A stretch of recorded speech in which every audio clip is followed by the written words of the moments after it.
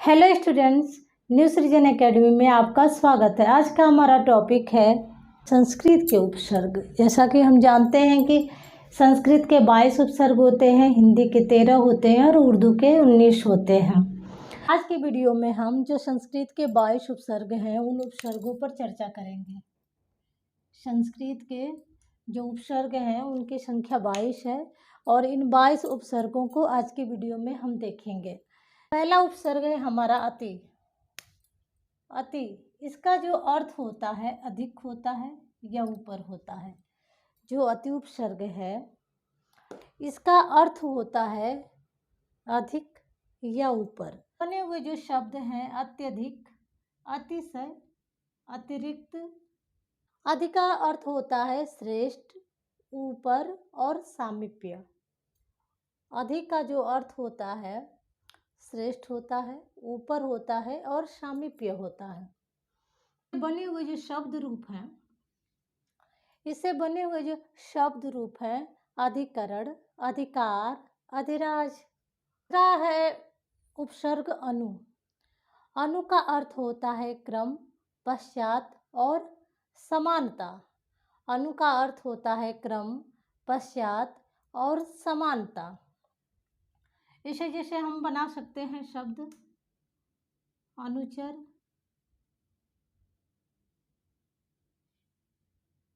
अनुगमन,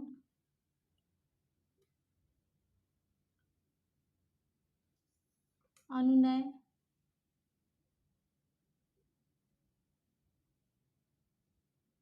या अनुसार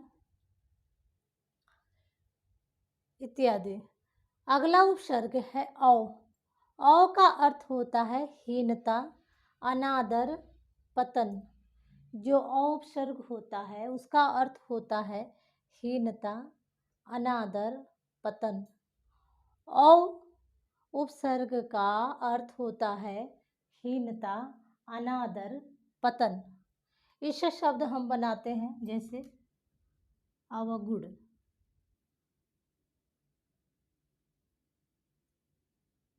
अवहेलना,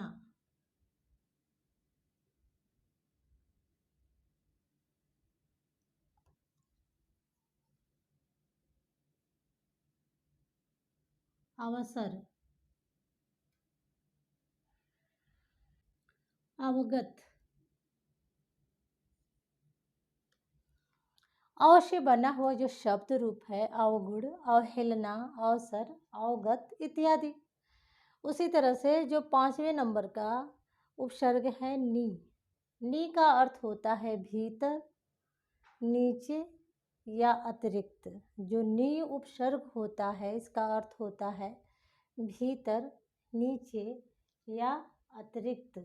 जो नी उपसर्ग होता है इसका अर्थ होता है भीतर, नीचे या अतिरिक्त। जैसे निवास, निवारण,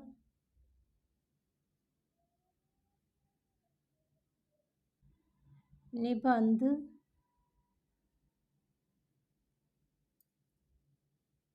निदान, निमग्न। नि उपसर्ग से बने हुए शब्द हैं निवास, निवारण, निबंध, निदान, निमग्न इत्यादि। अब हम देखेंगे निश और निर से बने हुए जो शब्द हैं। निर और निश का जो अर्थ होता है बाहर, निषेध या रहित। निश और निर का एक ही अर्थ होता है बाहर, निषेध या रहित। निश या निर उपसर्ग का अर्थ होता है बाहर, निषेध, रहित। जैसे उदाहरण हम देखेंगे निर्माण,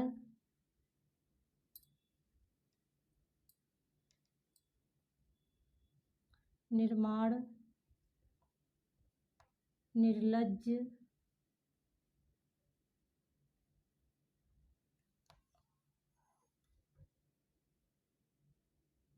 निष्काम, निर्दोष, निर्माण, निर्दोष, निर्मल, निर्वाह इत्यादि। निर उपसर्ग से बने हुए यहाँ शब्द हम मिश्रों में देखेंगे। निर्माण, निर्लज, निर्दोष, निर्मल, निर्वाह। निस उपसर्ग से बने हुए देखेंगे जैसे निष्काम,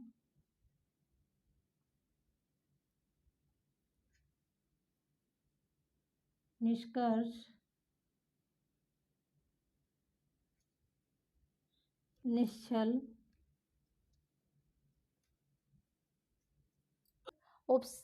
निश और निर उपसर्ग का अर्थ होता है बाहर, निषेध या रहित। इसे बने हुए जो शब्द हैं निर्माण, निर्लज, निर्दोष, निर्मल, निर्वाह, निष्काम, निष्कर्ष, निश्चल। तो इस तरह से आपके प्रश्न आते हैं। आपको दे दिया कि अति और अधि और अनु और औ या नी दे दिया, 5 आपके उपसर्ग दे दिया। आपसे पूछ दिया कि ये जो 5 उपसर्ग हैं इनसे जो है 5-5 आप शब्द बनाएं। तो इस तरह से जब आप शब्द बनाए रहेंगे, ज़्यादा से ज़्यादा आप शब्द ढूंढ करके बनाने की कोशिश करें। उपसर्ग है परि। परि का अर्थ होता है आसपास, चारों ओर, त्याग, पूर्ण, अतिशय। जो परिपसर्ग है इसका अर्थ होता है आसपास, चारों ओर, त्याग, पूर्ण, अतिशय। इसे जो शब्द हम बनाएंगे तो शब्द ऐसे बना सकते हैं परि, परिणाम,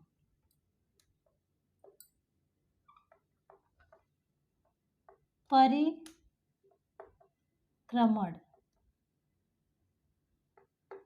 परिभ्रमण,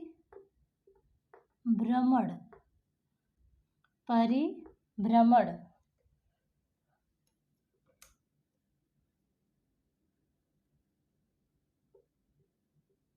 परिवार,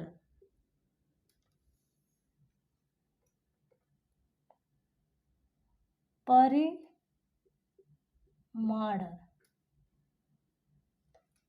परिणाम और परिमाण दोनों अलग है। परि उपसर्ग से बने हुए ये शब्द हैं परिणाम, परिक्रमण, परिभ्रमण, परिवार, परिमाण। और भी इसे शब्द बन सकते हैं। अगला उपसर्ग है आपका अप। अगला उपसर्ग है अप। अप का अर्थ होता है लघुता, हीनता या अभाव। जो अप उपसर्ग होता है इसका अर्थ होता है लघुता, हीनता या अभाव। जो अप उपसर्ग है इसका अर्थ होता है लघुता, हीनता या अभाव। जैसे अपवाद, अपमति, अपमान, अपमान, अपशब्द, अपशब्द, अपहरण।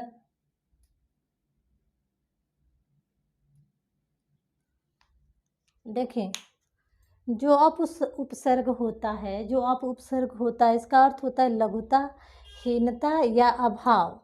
इसे बने हुए जो शब्द होते हैं अपवाद, अपमति, अपमान, अपशब्द, अपहरण। उपसर्ग है इसका अर्थ होता है लघुता, हीनता या अभाव। इसे बने हुए जो शब्द हैं अपवाद, अपमति, अपमान, अपशब्द, अपहरण। अगला उपसर्ग हम लेंगे परा। परा का अर्थ होता है उल्टा, अनादर या नाश। जो परा उपसर्ग होता है इसका अर्थ होता है उल्टा, अनादर या नाश। जैसे इसे बने हुए जो शब्द हैं पराजय,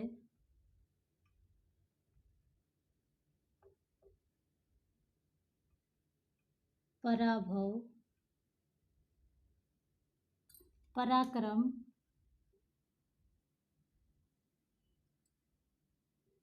पराभूत,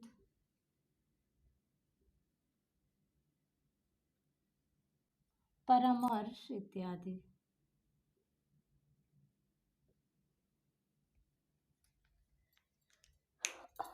परा उपसर्ग से बने हुए शब्द हैं पराजय, पराभव, पराक्रम, पराभूत और परामर्श। परा जो उपसर्ग है उसका अर्थ होता है उल्टा, अनादर या नाश। शब्द इससे बनते हैं पराजय, पराभव, पराक्रम, पराभूत, परामर्श। अगला उपसर्ग है अभी। अभी का अर्थ होता है सामीप्य, आधिक्य और या इच्छा प्रकट करना। जो अभी उपसर्ग होता है इसका अर्थ होता है सामीप्य, आधिक्य और इच्छा प्रकट करना। अभी जो उपसर्ग है इसका अर्थ होता है सामीप्य, आधिक्य और इच्छा प्रकट करना। इसमें बहुत सारे शब्द इसे बनाए जा सकते हैं, जैसे अभियान,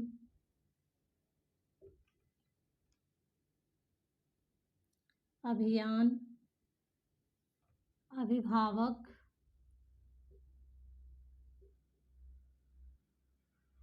अभिभाषण, अभिभाषण, अभिलाषा,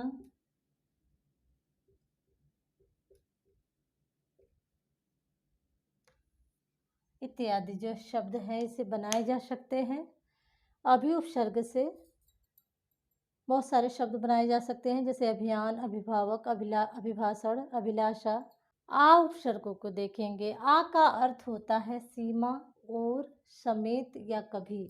जो आ उपसर्ग होता है इसका अर्थ होता है सीमा और समेत या कभी। जो आ उपसर्ग होता है इसका अर्थ होता है सीमा और समेत कभी। इसे जो है शब्द हम बना सकते हैं आ गमन, आ गंतुक, आ मरण, आ हुत, आ काश,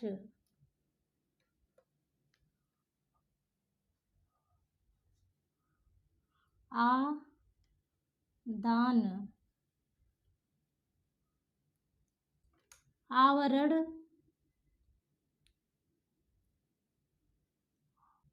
आचरण, आजीवन,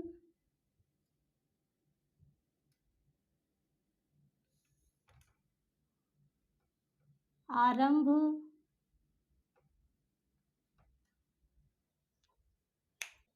यहाँ हमने कुछ और शब्द जोड़ लिया, अभिमान, अभिनव, अभियोग, अभिसार, अभियान, अभिभावक, अभिभाषण, अभिलाषा, अभिमान, अभिनव, अभियोग।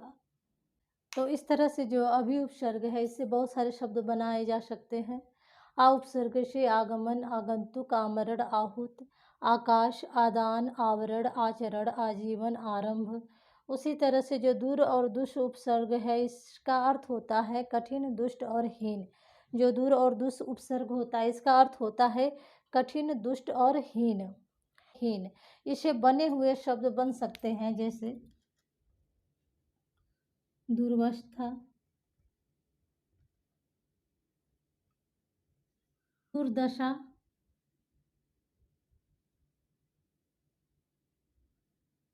दुर्लभ,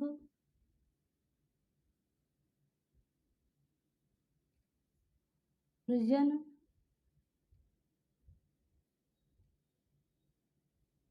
दुर्गुण, दुराचार, दुस्साहस,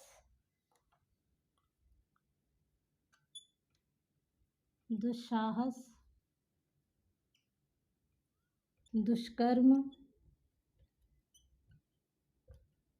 दुष्प्राय, दुस्सह।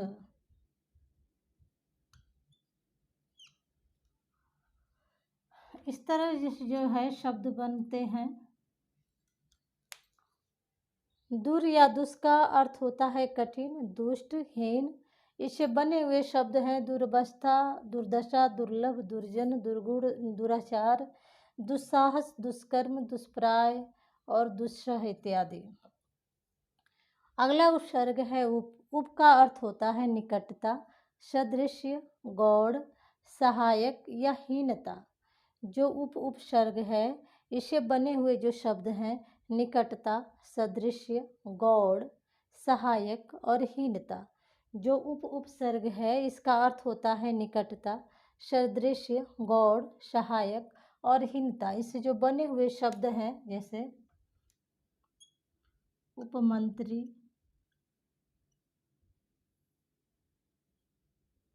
उपहार, उपकार, उपदेश,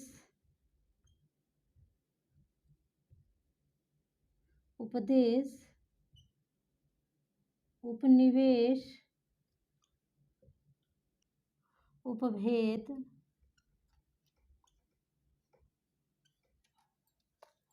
उपसर्ग का अर्थ होता है निकटता, सदृश्य, गौड़ या सहायक या हीनता।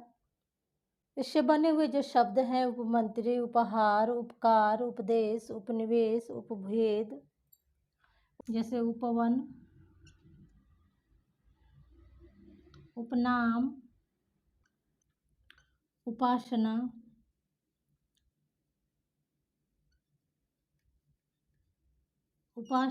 उपकूल,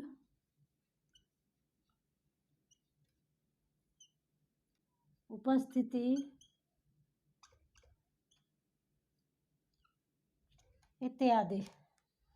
उपसर्ग से बने हुए शब्द हैं उपमंत्री, उपहार, उपकार, उपदेश, उपनिवेश, उपभेद, उपवन, उपनाम, उपासना, उपकूल, उपस्थिति। जो उपसर्ग है इससे बने हुए शब्द हैं उपमंत्री, उपहार, उपकार, उपदेश, उपनिवेश, उपभेद, उपवन, उपनाम, उपासना, उपकूल, उपस्थिति। जो उपसर्ग है उससे बने हुए शब्द हैं उपमंत्री, उपहार, उपकार, उपदेश, उपनिवेश, उपभेद, उपवन, उपनाम, उपासना, उपकूल, उपस्थिति इत्यादि। उपसर्ग है उत या उद। इससे बने हुए जो शब्द हैं इसका जो अर्थ होता है उत और उद का अर्थ होता है ऊपर या उत्कर्ष। जैसे उन्नति, उत प्लस नति उन्नति, उत्कर्ष, उद्गार, उत्पन्न,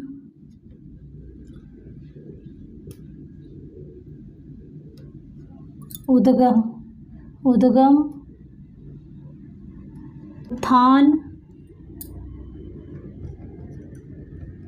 उद्भव, उत्साह, उत्कंठा, उत्तम इत्यादि। उत या उद से बने हुए ये शब्द हैं उन्नति, उत्कर्ष, उद्गार, उत्पन्न, उद्गम, उत्थान, उद्भव, उत्साह, उत्तम। जो सम उपसर्ग है इसका अर्थ होता है पूर्णता या योग। जो सम उपसर्ग होता है इसका अर्थ होता है पूर्णता या योग। अच्छा भी होता है इसका अर्थ।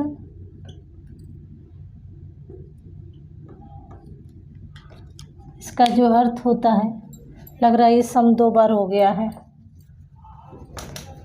इसे हटा देते हैं।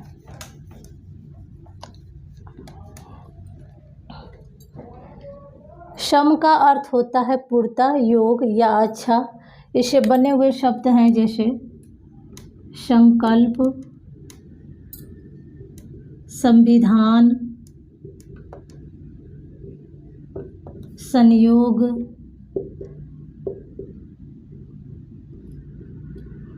संजय, संहार, सम्मेलन,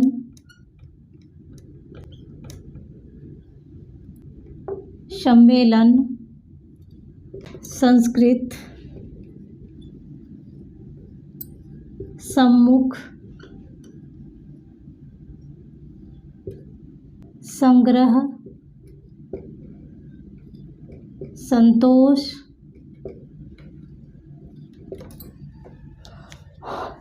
सम जो उपसर्ग है इसका अर्थ होता है पूर्णता, योग, अच्छा। इसे बने हुए शब्द हैं संकल्प, संविधान, संयोग, संजय, संहार, सम्मेलन, संस्कृत, सम्मुख, संग्रह, संतोष इत्यादि। अगला उपसर्ग है प्र। प्र का अर्थ होता है अधिक, आगे, ऊपर या यश।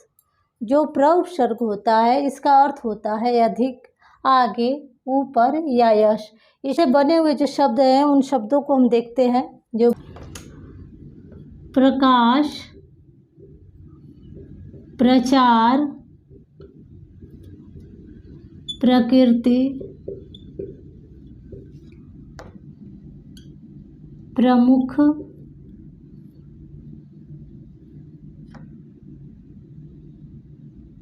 प्रकार, प्रसार, प्रयास, प्रस्थान, प्रलय, प्रमाण, प्रसन्न, प्रपंच इत्यादि। जो प्र उपसर्ग है इससे बने हुए शब्द हैं प्रकाश, प्रचार, प्रकृति, प्रमुख, प्रकार, प्रसार, प्रयास, प्रस्थान, प्रलय, प्रमाण, प्रसन्न इत्यादि। अगला उपसर्ग है वी। वी का अर्थ होता है भिन्नता, हीनता, असमानता और विशेषता भी होता है। जो वी उपसर्ग होता है इसका अर्थ होता है भिन्नता, हीनता, असमानता, विशेषता इत्यादि। और इसे शब्द बनाएंगे जैसे विशेष, विस्मरण, विस्मरण, विस्थापन,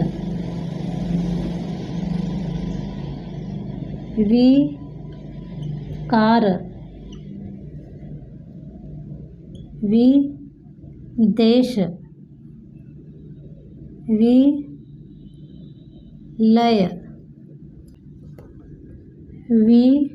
विराम,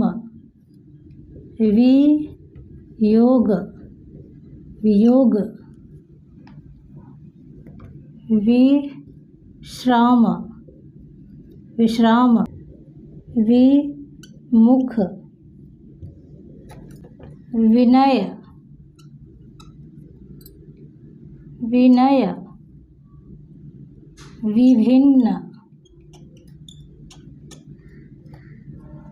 बहुत सारे शब्द बनाए जा सकते हैं। जो वी उपसर्ग है इससे बने हुए शब्द हैं विशेष, विस्मरण, विस्थापन, विकार, विदेश, विलय, विराम, वियोग, विश्राम, विमुख, विनय, विभिन्न इत्यादि। अगला उपसर्ग है प्रति। प्रति का अर्थ होता है विरोध, बराबरी करना या प्रत्येक या परिवर्तन। जो प्रति उपसर्ग है उसका अर्थ होता है विरोध करना, बराबरी करना, प्रत्येक होना, हरेक या अर्थात और परिवर्तन। इसे बने हुए शब्द हैं जैसे प्रतिकूल, प्रतिहार,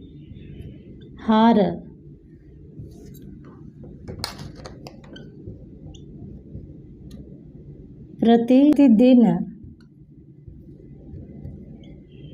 प्रतिकूल। प्रतिकूल मीन्स होता है उल्टा। प्रत्यक्ष,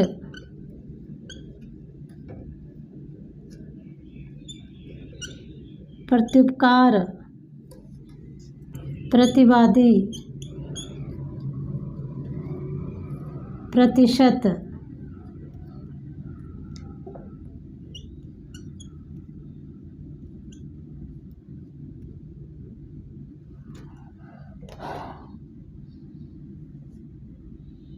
प्रत्येक इत्यादि। अगला उपसर्ग है सु। सु का अर्थ होता है शुभ या सहज। जो सु उपसर्ग होता है इसका अर्थ होता है शुभ या सहज। जैसे सुगम, सुगम, सुमति, सुमति, सुदूर, सुयश, सुयोग, तो कभी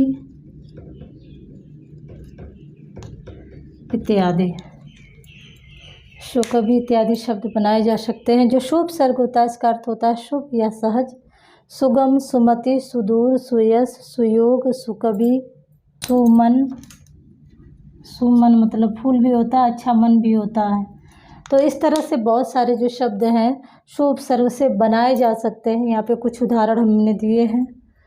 आज की वीडियो में हमने देखा संस्कृत के 22 उपसर्गों को। आज के लिए बस इतना ही। पढ़ाना अच्छा लग रहा है तो वीडियो को लाइक कर दें, शेयर कर दें, चैनल को सब्सक्राइब कर दें, बेल आइकन दबा लें ताकि तुरंत जो है आपको वीडियो प्राप्त हो सके। के लिए बस इतना ही। Thank you students.